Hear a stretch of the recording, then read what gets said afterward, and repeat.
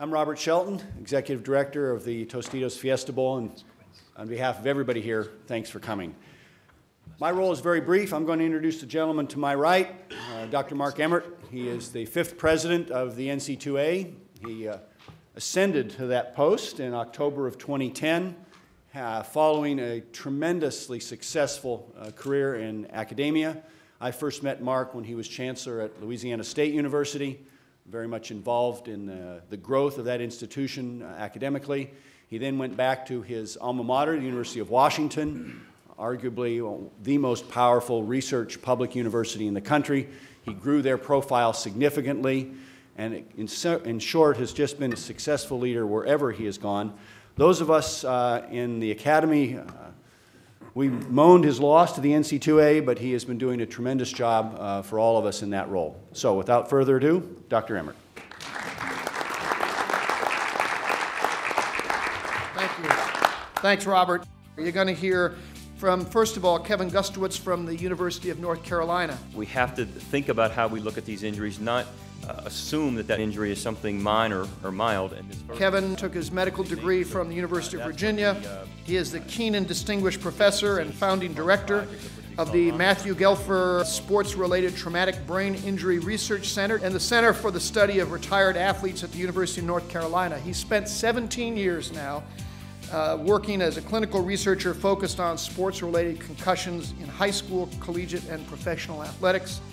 He's a member of our Concussion Study Committee, a group that we put together just a little over 2 years ago to pay attention to these issues and get a better handle on it. He leads the NFL subcommittee on safety, equipment, and playing rules, and he serves on a number of other NFL subcommittees.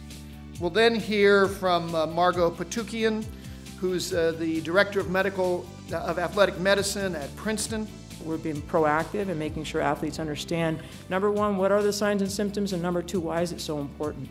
This isn't their knee, this isn't their ankle, this is their brain. She was a soccer and lacrosse athlete at Yale. We have more athletes coming. She took her doctorate from Boston University. She spent 11 years as a team physician and director of primary care sports medicine at Penn State. And in 2004, she became the director of athletic medicine and head team physician for Princeton. She too is on our Concussion Study Committee, and she too works with the NFL, a variety of NFL subcommittees. We'll then hear from Mike McRae. How much is enough to cause brain injury, no matter the competitive level? And we think about what we see on high school football fields. Those are 6-year-olds. Mike is with the Medical College of Wisconsin. He's professor and director of the Brain Injury Research Center there. He holds his doctorate out of Wisconsin-Milwaukee. He's a clinical neuropsychologist. He's currently president of the American Academy of Clinical Neuropsychology, and he's also a member of the United States DoD Health Board External Advisory Committee on Traumatic Brain Injury and advises the Office of the Secretary of Defense. And then finally, we'll hear from Hunt Bacher from Northwestern University, where he is the chair of neurosurgery. There is no concussion-proof helmet. There is excellent marketing, but it has no relationship to science. He was a baseball student athlete at Texas. He was drafted by the Baltimore Orioles, but he came to his senses and went to medical school instead. He graduated from the University of Texas Southwest Medical School, and he has special interests in cerebrovascular disorders, including stroke, brain hemorrhage, aneurysms, vascular malformations, brain cysts, and tumors, and he too is a co-chair of the NFL Head and Neck Spine Medical Committee.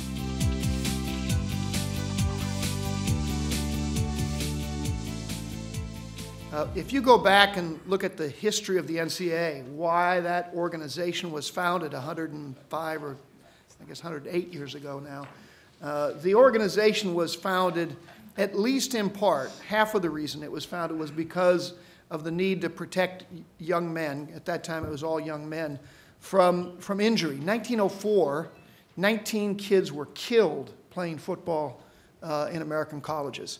There were virtually no rules of the game. There was no such thing as safety. There was no such thing that really protected kids from injury. And if you fast forward, you see today the protections that are built into our rules, into our equipment, into the way we conduct all of our sports. It's a fundamentally different world than it was back then.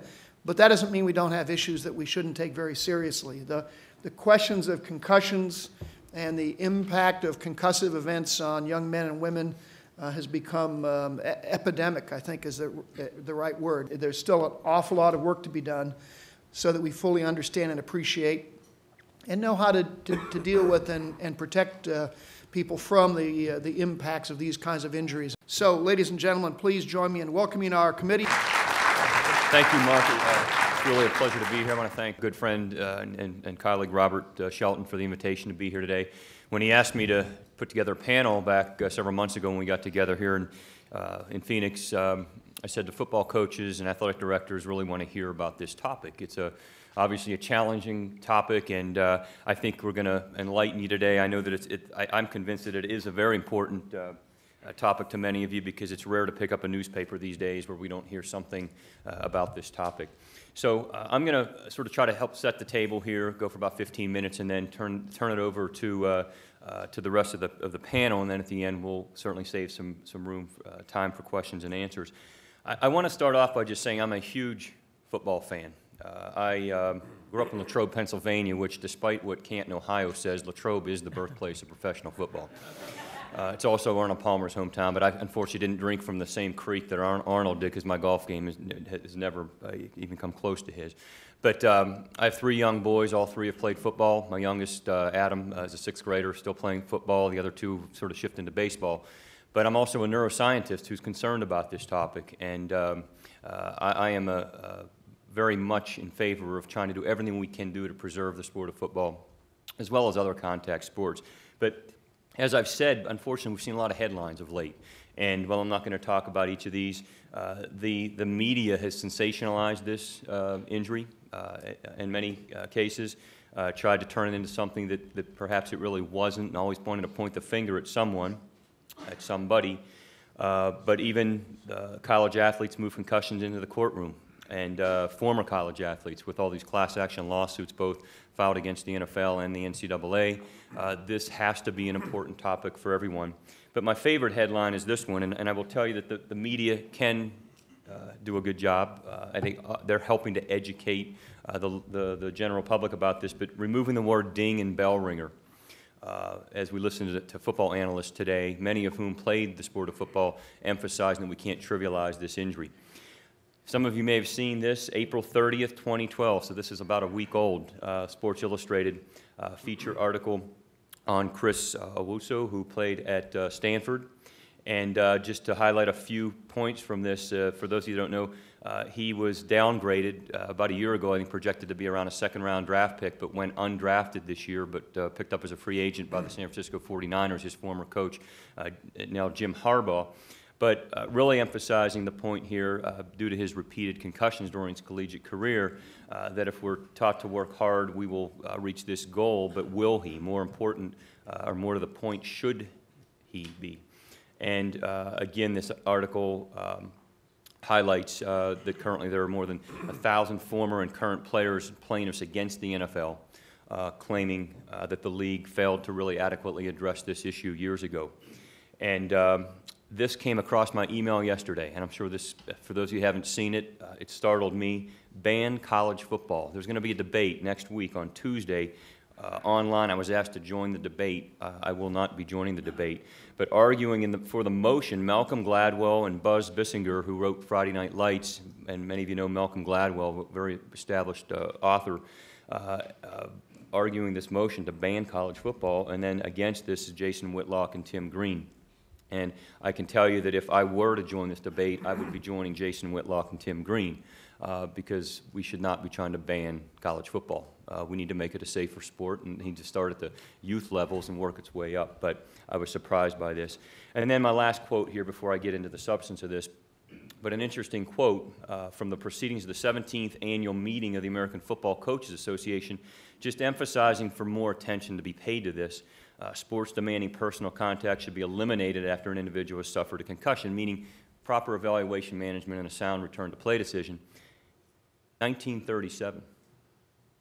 So there's been this cloud over the sport of football for the past 5, 6, 7 years, but yet we've been talking about this. I'm not sure, Robert, the Fiesta Bowl Summit in 1937, I'm not sure if anybody was here for that, but this is not a new problem is the point I'm trying to make.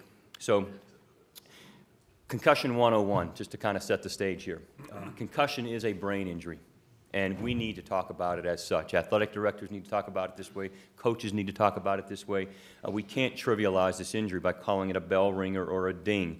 And just a few studies here, one by a colleague at University of Pittsburgh, Mark Lovell, another that Mike McRae and I published in 2003, just showing that even these injuries that appear to recover rather quickly, that they're likely to have an onset of a delayed onset of symptoms if we push these players back into the same game or back into the same practice. And even these, what were labeled grade 1 or ding injuries in the Lovell paper, found that they still had neurocognitive deficits 36 hours later.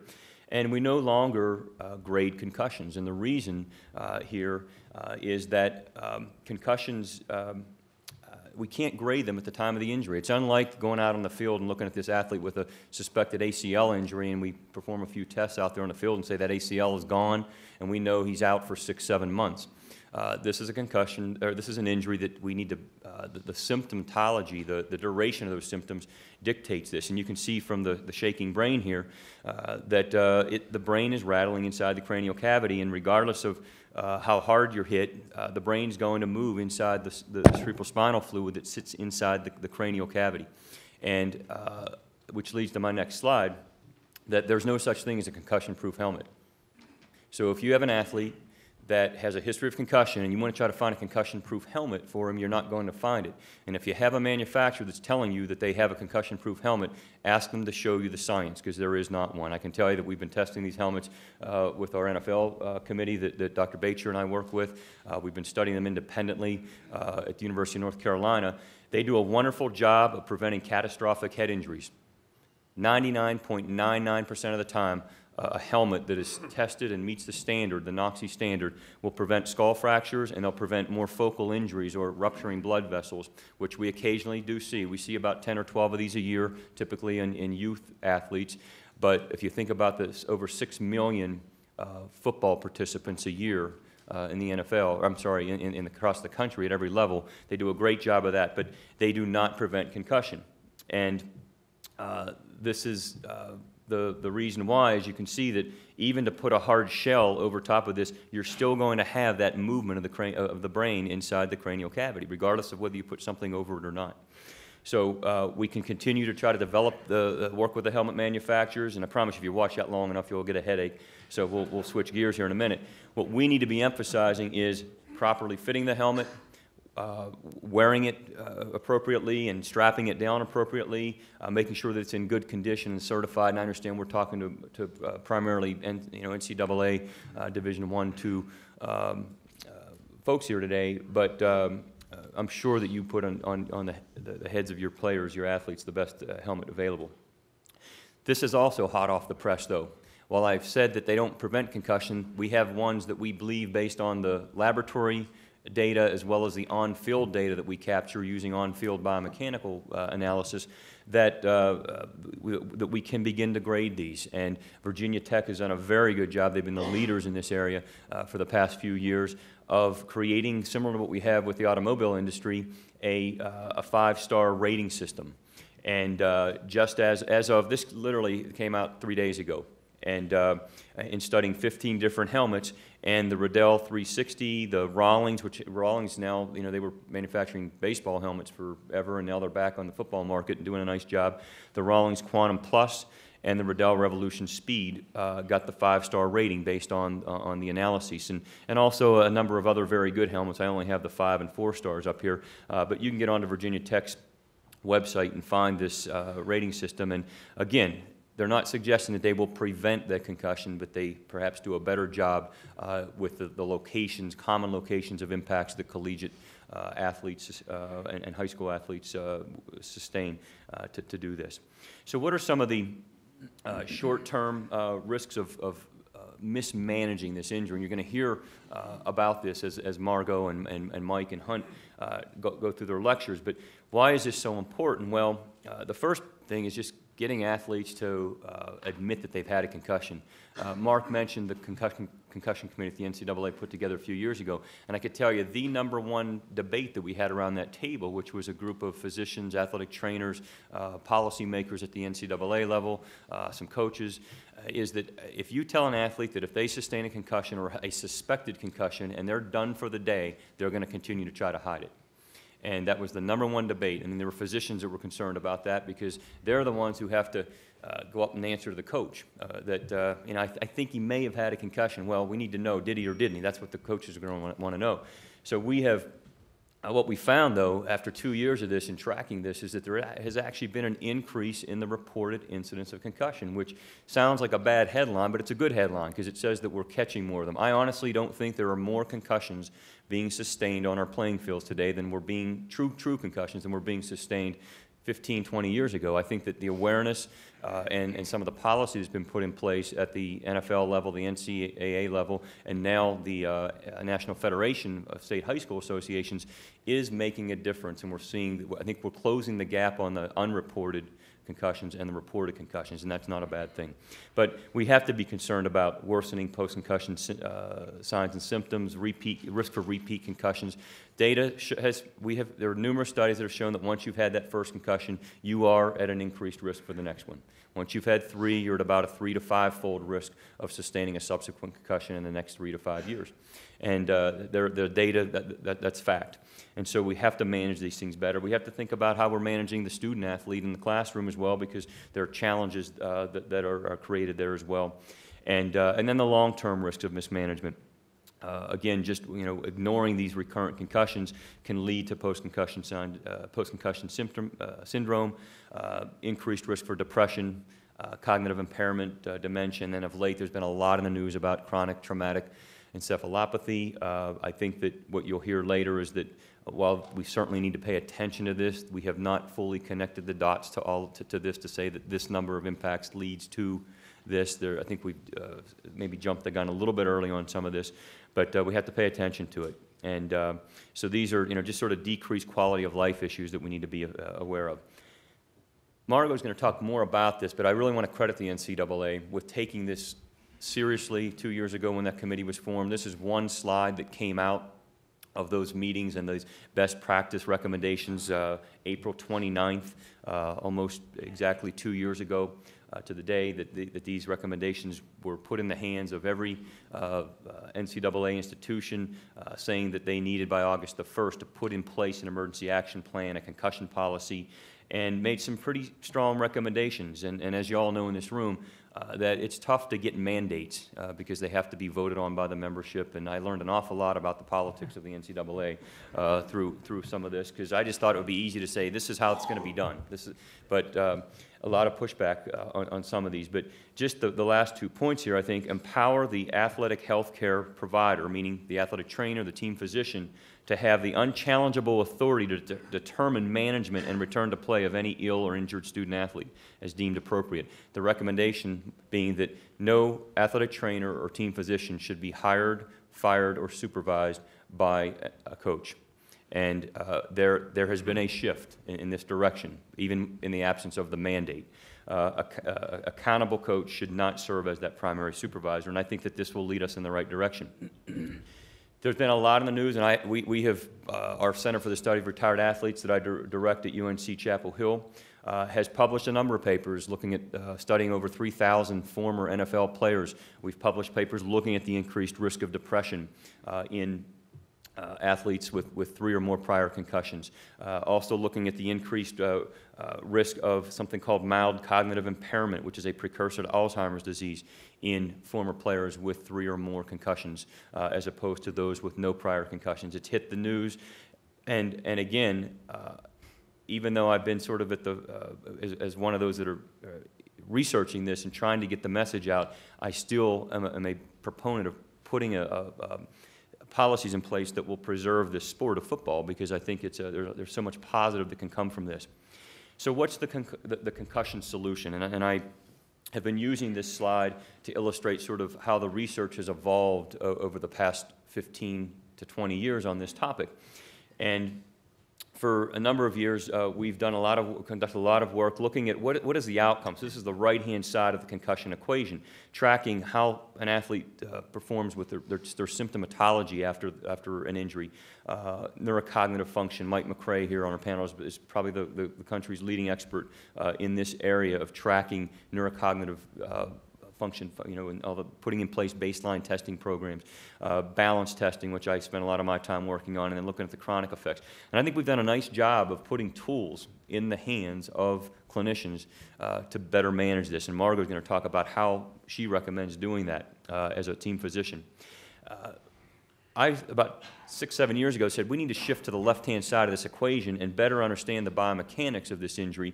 And if we can better understand how often athletes' heads are impacted, the magnitude of them, the location of them, and maybe begin to quantify exposure, make recommendations about dangerous play types or dangerous positions, and begin to look at rule changes. Behavior modification is a big thing that we're doing at the University of North Carolina by placing accelerometers in the helmets of our players. They're doing this at Virginia Tech. They're doing this at Oklahoma, Dartmouth, and a number of other places. But I really think that as opposed to trying to find this concussion-proof helmet, we need to begin to change behavior, and it starts at the level of the coach, and it probably starts at a level lower than the coaches that are in this room. But we can be leaders in trying to help to educate and to coach coaches how to do this. I'm going to show you a video clip here of why I began this work on the biomechanics of the injury, and this is a game against Arizona and Oregon. I found an Arizona clip for you here, Robert. Right, but from several years ago. But let's play this clip. Line. He runs away. This has been very successful. They've done this style of punt like 5 times this year. Howery has a great lane on the right side, and Keenan finally cut down near the 32, and somebody's helmet came rolling off. They're flying all over the place here at Autzen. Tom Ramsey, Lewis Johnson with you in Eugene, Oregon at Autzen Stadium, and you want to see a guy get ripped? Special teams, just keep an eye on number 8 right here. You thought that only happened to Keyshawn Johnson? Oh my! Man. Oh, Wes Mallard, number 18, laid. Oh my goodness. Oh.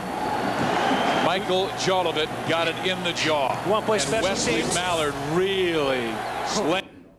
So the team physician from Arizona sent this to me at that time. They were part of a larger study of 45 universities. We were studying concussion. And he said, I want you to watch the second clip because about 30 minutes later in the same game, that home it's another surface concussion. doing a lot of W's. 3 wide, that means we'll see Watch a blitz. the guy that makes the play, the defensive Harrington player picks here. it up, fires, His incomplete. teammate chest butts him here. Broken up beautifully by David. See his head hit the turf? That's a great play by Hinton. He arrived right when the ball arrived, read the play perfectly. This is what the front 7 does for you, too. They put a lot of pressure on Harrington. They're trying to get the ball to Willis on 3rd down. Willis, his mistake is not coming back to the football. Hinton makes a great play, and then he's popped by his own teammate. And his mistake was letting his teammate chest butt him. But the first injury you saw was not a concussion. Believe it or not, the first injury you saw there was a through-and-through lip laceration with no concussion. Probably would have gone back into the game had they not gone over and they sutured up his lip. Second one, which was that chest butt with a whiplash-like injury, rebound off of that turf, was at that time we graded concussions. It was a grade 2 concussion. He missed most of 2 weeks. And so we can be fooled by this. And so we have to think about how we look at these injuries, not assume that that second injury is something minor or mild, and this first one is something major. So that's when we petitioned the CDC to fund a project to put the accelerometers in our helmets. It's where we began the project to say we have to limit this activity. And this is where our behavior modification program has started at UNC, and now it's I think, spreading across the country at other universities. But this is what we have to eliminate. And I know James Harrison has said he can't change his behavior. He needs to change his behavior. We need to make sure that people like this change their behavior if we're going to preserve the sport of football. We've been doing it by using the HIT system. There are mouthguard manufacturers out now that are putting accelerometers in mouthguards. The NFL is studying we're studying this to see how we can better teach athletes with video, through video footage, as well as studying the profiles of players to say, you have a bad profile, you're leading with your head too much, we need to change the way you're doing this. And I think we're making a difference doing this. And so I know that there's a lot that can be done. You have to have a coaching staff that's willing to do this. And again, I think that we're going to see more about this. So my last slide, to bring it right back to the story about Chris Owusu. This is a sad story about somebody that had a dream, and he may still fulfill that dream because he's been given a chance.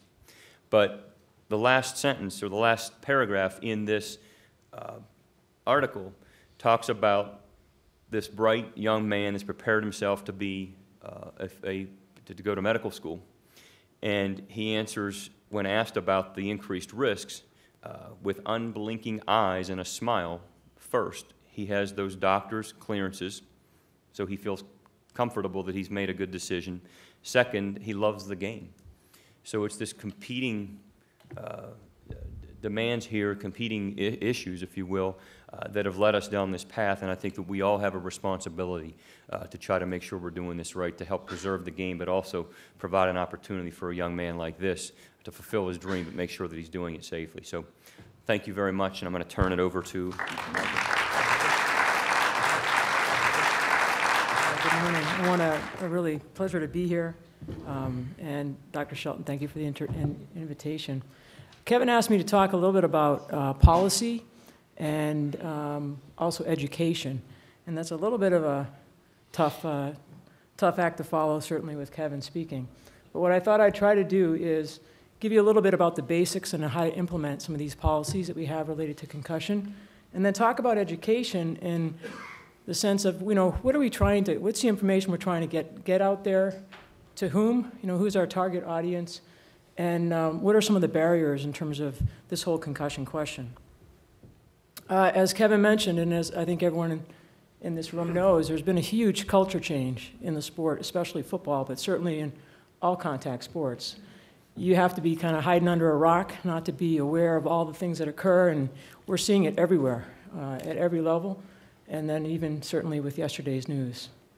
So it's something that we need to be really aware of, and as Dr. Emmert started off with, NCAA, again, was founded because of risks related to football and specifically the wedge. And now full circle, in 2010, 2011, we're seeing articles about football having a future, and also the quandary related to the medical field in terms of what's going on here.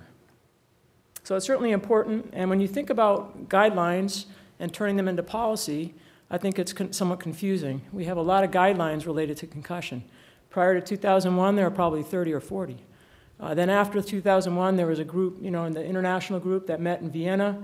They met again in Prague. They met again in Zurich in 2009, and each time they've created some good guidelines for us. Kevin spearheaded the NATA statement for the athletic trainer's position stand that both Mike and I were involved in. Then in 2004, and then a team physician consensus statement was written by 6 different sports medicine organizations within the U.S., again, addressing this topic. And, we have an upcoming Zurich meeting in 2012 that we're looking forward to. And, again, it's turning these guidelines into policy that's not so easy. The most recent guidelines have kind of had a current theme, which is, Kevin alluded to, no same-day return to play for an athlete that's suspected of or diagnosed with concussion. This idea of grading systems kind of going out. Those of you in the room that have been around for a bit, remember, is it a grade 1? Is it a grade 2? We don't use that anymore. And the idea of considering modifiers, in other words, trying to identify which athletes may have a prolonged recovery and may take longer, even though I think we're still really not the tip of the iceberg there. And understanding that this is really a complicated injury. These decisions in terms of management and return to play are individualized. Every concussion is different. Every kid is different, and every concussion within the same kid is also different. And that becomes a challenge not only for you all as coaches, but then certainly from our standpoint from the medical profession. And as Kevin mentioned, the days are over of being able to tell a coach he'll be out for 2 weeks, he'll be out for a month. We don't know. We really don't know until the injury plays out. So back in my mind, the timeline in terms of this big culture change, at least from the NCAA's standpoint, started actually with the NFL press release in December of 2009, And they basically said that if an athlete had a concussion, that they should be removed. And I remember running into Dave Klosener for the Competitive Safeguards Committee, and him saying to me, boy, you know, if the NFL is taking this step, how can we, with college players, let them go back in? So the Competitive Safeguards Committee had a conference call, and they talked about then having a spring summit, which they did, and they created the mandates and the best practices that I'll talk a little bit more about. The high school, really, the National High School Federation followed suit and also said no same-day return to play. At the same time, out in Seattle, the Zach Lystat law had actually already been passed, and then we'll talk a little bit about what that meant. But this was actually, again, taking policy and trying to legislate it, and that went across the country, which I'll show you. So again, trying to turn this into policy is important, and I think one of the emphasis that we've had, I think, from our standpoint in terms of education is prevention and a way to figure out how to not only change the culture in some of these sports, but also decrease exposures. I mean, that's ultimately what you want to try to do. So the Zach Lystat law basically states that any athlete that has signs or symptoms of concussion should be removed from play, and they need to be cleared by a healthcare provider. Zach was a young man who fortunately is doing well and survived, but he had basically a second impact after being injured. He was writhing on the ground, holding his head. He came out and he wanted to go back in, and he was allowed to go back in by his coach. He subsequently had a significant subdural bleed, had to be evacuated, neurosurgically treated, and as I mentioned, he's doing fine. At this point, he's improving, but he still has a quite altered life for sure. There have been rule changes that have occurred at the professional level, the rule changes that have occurred in organizations such as U.S. Lacrosse, again, that I think have tried to look at ways of legislating and putting into rule some of these ideas. This is the Zach Lystat law, basically in Washington State. Now other states have sort of followed suit and tried to put into legal hands these decisions about return to play. Now, not all the laws are great, and not all the states are here as of, this is October of 2011. But we're making progress in terms of putting this into the hands of medical providers as opposed to parents or coaches, especially at the youth level. So when you think about policy basics, again, there are administrative issues you have to deal with. The baseline evaluation, when you're evaluating athletes at the beginning of a season. The management, what are you going to use on your sideline, and how are you going to follow these athletes post-injury? Education, which is huge, and I think probably most importantly is to understand that this is a moving target and that what we're putting forth are best practices, but it changes seemingly every few months. When you have an emergency action plan, again, most of you would have emergency action plans as part of your crisis and handling all emergencies on the sideline, not just concussion, but you need to kind of incorporate concussion as part of that for your high-risk sports. Education, again, you're going to hear that you're going to see this over and over again because it's so important. You also have to sort out your personnel. You have to figure out how to document these injuries. It's important to have a take-home sheet for the athletes. It's important to have a written policy for your program. And then the final thing here is academic accommodations, which has really become more of an issue on all college campuses in terms of these athletes that have these injuries trying to get through their academic rigors. So this is the basics of an emergency action plan, and there really needs to identify the chain of command, the personnel that you have for all your emergencies, the communication, the kind of equipment, what you need and where. So for example, you need to have AEDs probably within 3 to 5 minutes of all of your events, but certainly for baseball and hockey and lacrosse where you have projectiles, those are more likely to cause commotio cordis. So again, thinking about those types of issues as it relates to equipment. Having venue directions as well as a map, being able to prioritize where you have your personnel, especially as it relates to your medical staff. And then again, documentation is important. If it didn't get documented, it didn't happen. And this is just a card that we have for our coaches that they put in their back pocket. It gives them the emergency phone numbers that they have if need be. You can also have, as part of your emergency action plan, again, management protocols for more specific injuries. The concussion protocol would be a component. What to do on the road? What do your staff do when they're on the road and they have an emergency? What about a catastrophic injury? What do you do with that? Lightning guidelines and an AED protocol. Those are all helpful. And again, you know, putting this out and practicing it is going to be really important. One of the things that's very recent, and the NATA has just put a position stand out that relates to preventing sudden death, and they're going to prioritize this different emergencies that are out there. But certainly one of the things is looking at your medical staffing and what types of events, you know, for your conditioning, for your practices, for your contests, what medical personnel do you have there, and what do you do in case of an emergency? And a lot of those decisions depend upon the squad size, the athlete, as well as what they're going to be participating in. And the emergency action plan, again, is just a blueprint of kind of how to handle these emergencies. It has to be simple, it has to be understandable, and really at the college and the high school level, it really needs to be a written reviewed document. In terms of equipment, again, mention AEDs, but you have to, for pretty much every sport and every venue, sort out where you have what. They need to be checked regularly. I don't know if you recall the high school basketball player that died after scoring the winning basket. He went down. He had a sudden cardiac event. They went and they found the AED in some back room under a pile of other things, and they brought it to the court, and the battery was dead. So, those things are tragic and make us realize that we have significant issues to deal with. The other thing that I usually point out is that in these emergency situations, don't transport them in your car. Don't have your athletic training staff put them in their car. Do the right thing and call an ambulance. That really is one of the things we try to emphasize with our staff. And again, the emergency action plan has a venue map. So on this one, on the far left, where you see a little lightning bolt it serves as a lightning shelter. The little heart is where we have an AED, and the little arrows are sort of the access for the emergency vehicles to come on site. And this needs to be there for every venue, and your coaches need to know this for every venue that they work out at. If they're on the track doing track workouts, then they need to be familiar with those as well. And these EAPs are really developed with the stakeholders there and taking a part of it, the sports medicine staff, the athletic administration, and then the emergency personnel, your EMS, your public safety, and even the ER. And it really should be rehearsed and reviewed at least on an annual basis. Again, the one thing, too, that it's unfortunate, we're looking at this legal liability that we all have, too, and this emergency action plan is something that we all share this responsibility. There is a liability associated with it. And we do have a duty to implement and provide these emergency action plans, as well as follow through with providing medical care to our athletes.